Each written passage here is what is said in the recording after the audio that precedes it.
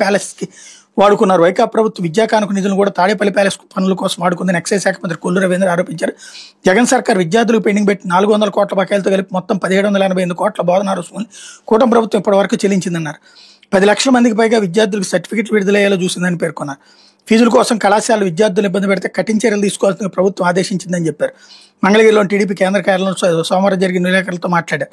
జగన్ రెడ్డి 2832 కోట్ల బోధనా రుసుములు, 989 కోట్ల వసతి దీవెన, 450 కోట్ల పీజీ బోధన రుసుములు బకాయి పెట్టారు. ట్యాబుల పేరుతో నిధులు దారి మళ్లించారు. వీటి మీద అసెంబ్లీలో చర్చకు రమ్మంటే పారిపోయారు.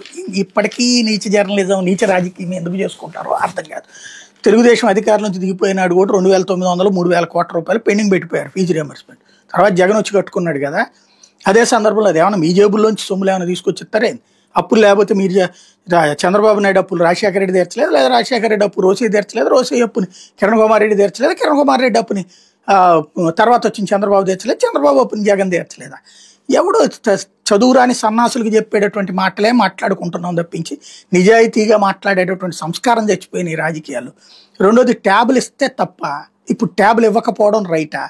ఇంకోటి, మేము గట్టిగా వార్నింగ్లు ఇచ్చాం కాలేజీల కంటే వాళ్ళే రోడ్డెక్కి ఆందోళన చేస్తున్నారు కదా.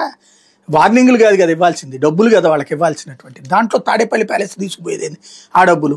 ఏదో ఒకటి మనం మాట్లాడాలా, దాన్ని వ్యక్తిగతం వైపుకి తీసుకుపోవాలా, పబ్లిక్ చర్చ డైవర్ట్ చేయాలి. ఇది ప్రస్తుతం సాగుతున్న దాన్ని ఏమంటారంటే అనైతిక రాజకీయం.